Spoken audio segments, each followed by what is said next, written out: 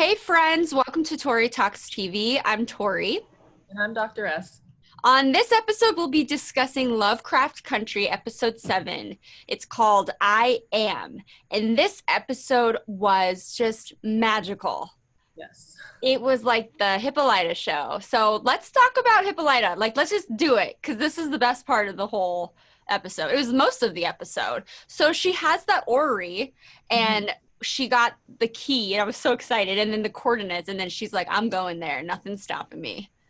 She drops off D with Ruby and she's like, Atticus is not welcomed and she is off. And I loved that. That scene when she's driving to Mayfield, Kansas, and that other woman comes up like on like, I don't know, a moped or something.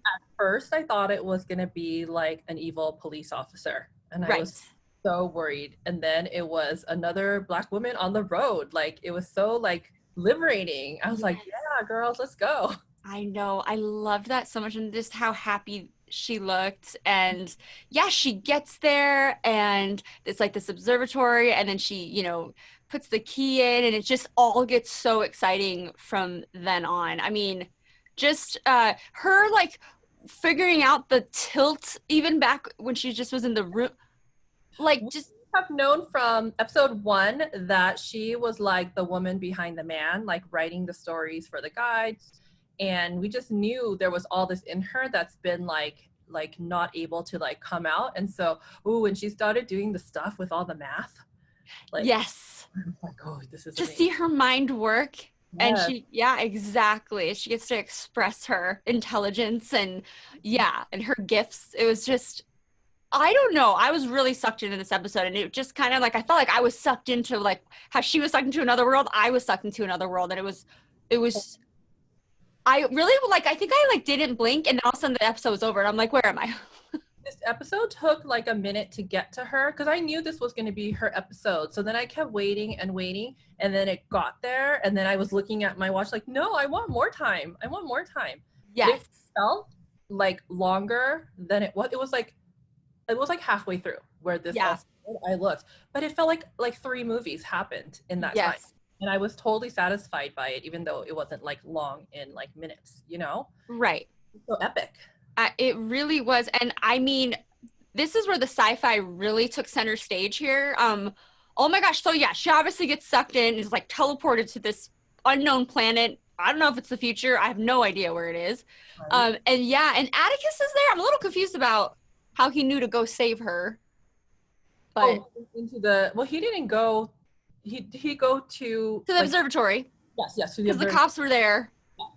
Yeah. Trying to stop her. Yeah. So that was a little confusing. But yeah, when she's taken off into this world, I was like, I had no idea what to think. And then that like celestial being who I thought kind of looked like RuPaul. And I was just like, oh, I thought it was RuPaul at first, like mistakenly, but I love RuPaul. So I was excited. And kind of looked like the character in Dee's comic too, right? Corinthian Blue. I was like, oh, how cute is that?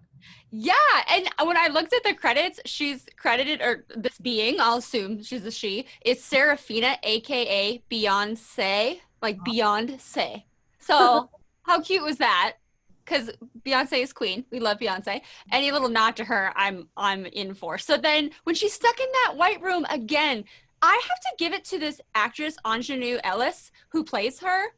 Like just, it almost looked like she was going nuts, but like she had all this wisdom and like, she's almost talking like nonsensically and it just was like fascinating to watch her like she thought she was going like she was losing it but she was trying to stay in control of it. Yes, I think that was amazing. And then when the being was telling her like you're not a prisoner, and I felt like it was just like, okay, she just needed to connect it for herself, that she had to make like the choice to like name herself, and then she was off, yeah. Like, every time she would say you're not a prisoner, I'd be like, what does she mean?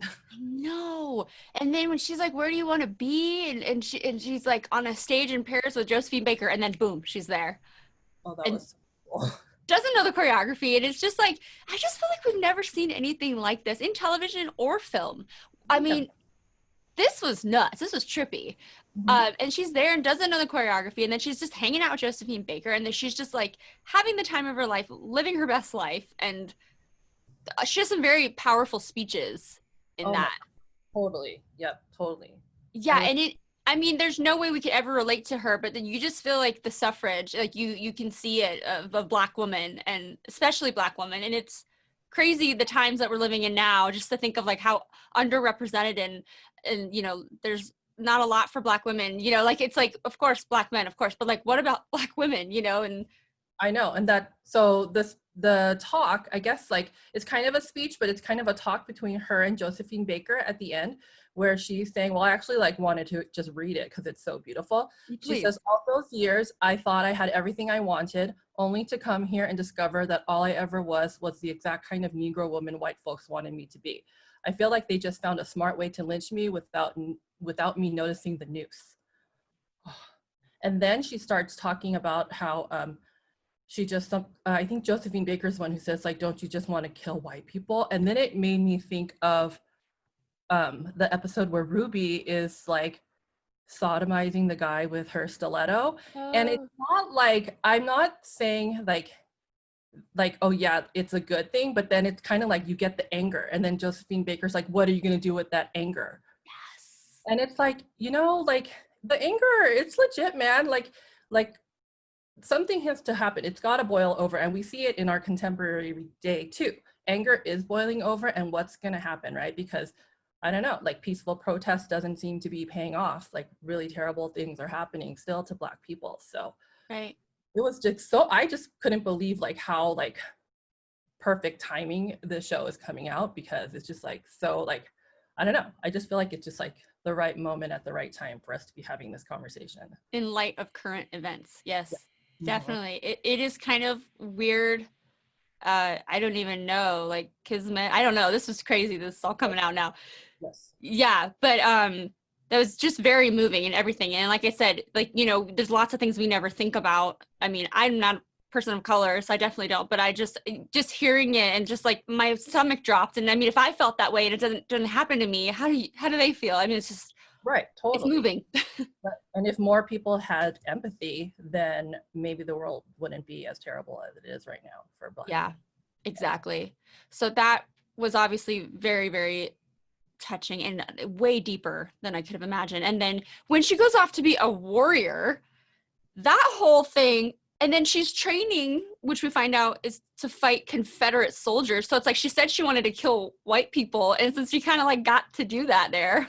In this kind of like alternative, like you, it looked like she was going to the past, and she was, but not really, because not like a real past. So yeah, so it's kind of like this kind of like alternative world, alternative history, where I was thinking like, yeah, what if at that time Black people were angry and they actually like fought back in that way? Like what, it's kind of like this, I don't know, like a nice, not nice, but just, I don't know, it just made me a little happy to Yeah, see like yeah. just an alternative like vision of what could have been if there It's like interesting, right? had been different. Yeah, definitely. It's kind of satisfying. I know, right? Yeah. And then in her next trip, she's like, I am Hippolyta, George's wife. And then we get to go back and see them together and see George, who I just love. Oh, And then her just kind of like, it was like very tender and loving. And then she's kind of like, hey, you you contributed to me not getting to like really, live up to my full potential. yeah. And I'm sure it was nothing was malicious, but it's just like, yeah, like I guess he just didn't think about it. But then there's no love lost there. Like she takes him into her next world. She's like, I am Hippolyta, the discoverer, with George. And they're just like them bouncing around on this alien planet, making friends with aliens, like we come in peace, looking at the flora, and like it's just the kind of ending. I don't know if this is the end of Hippolyta, but it's just like this beautiful full circle, and she gets to be who she wants to be, and with George, the love of her life, I'm assuming. I Mhm. can't even explain the way I felt, because I was watching it with like excitement and like awe, and just like, I want this for you. I don't know. I was rooting for her. And so, Well, I love how she got to tell him how she felt, and he kind of was like, "Yeah, I'm sorry." Yeah, I was like, "Wait," but of course it's like her projection, it's her fantasy, right? So yeah, like, of course he's gonna say, because it's her. She's like, that's true. but I didn't care. I was like, fine, and I kind of believe like he would actually do that if that was George. You know what I mean? I believe so too. Yeah. So Oh, yeah, so this was a little confusing when he talked to the celestial being, Seraphina, uh, and she was like, you know, you can stay here, you have to change your name or whatever, or you can go back. And then she says also that moving thing, and oh God, I wish I could quote it properly, but it was basically like, now, like with who I am now, how can I go back to that, you know? mhm. But for her daughter, she's got to go back, but then she doesn't make it, right? Because Tic like messes up the machine or something happens with the machine. Does she ever come? She's not back, right? I'm not sure exactly. I didn't actually She in limbo? wait, but they were, wait, did they meet up? They connect after all? No, I Well, don't. it seems like when she was supposed to be like coming back, then they cut to like Atticus, who is still at the observatory. Like he came back from his portal, and I don't know if we're gonna see where he went because he went in there too. Yes. Yeah. So yeah, that got a little confusing for me, but it seemed like she never made it But back while the portal was open. I don't think she needs to go to where he is. I think she just can go. Oh, That's what it is. Yeah. So there I we go. because you know at first I was like, wait, but why doesn't Dee get to go? But then by the time we got to the end, I get it. She couldn't go because then why would she come back? So Oh, I think we are gonna get to see her, and I feel like Dee's gonna have to get her episode too.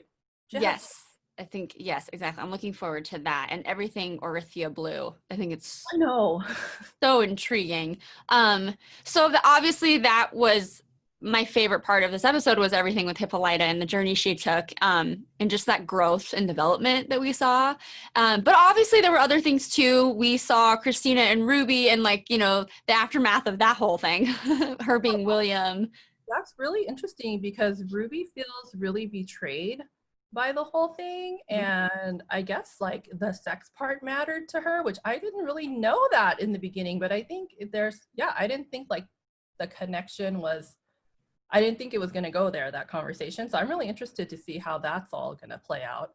Yeah, uh, yeah, and I liked this episode because although it wasn't quite like connected, we got to see everyone in the that's episode. true. Like we haven't really seen them all together for a while. So we got to see like Ruby and Christina, and then we got to see Leti and Atticus a little bit, and then the stuff with Montrose.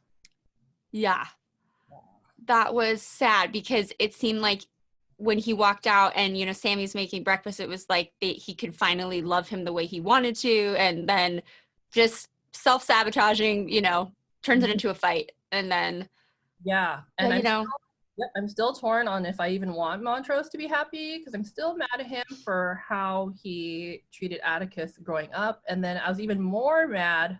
I don't know, the whole scene where Atticus, you know, calls him a derogatory, you know, homophobic term. yes. I was, you know, like I was just like I understand like the, you know, black masculinity, and there's a lot of homophobia in black culture, and why maybe Montrose wanted to like protect Atticus from that, but of course did it in a way where like it was not helpful to him at all. He like abused him. But Right. totally broke my heart when Atticus was like, "Did mom know?" And he said, "Yeah." Yeah. Oh my gosh. I I know. That's a really sad part of this show, but yeah, I guess I don't know. I guess I still feel like fond feelings for Montrose, even though he's like kind of terrible. But just because he's like he's his dad.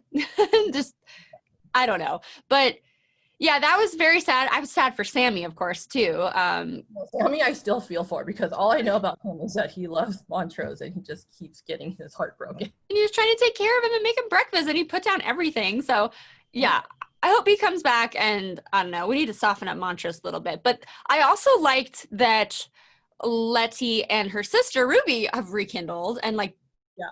they seem good now. Yes. Is she pregnant?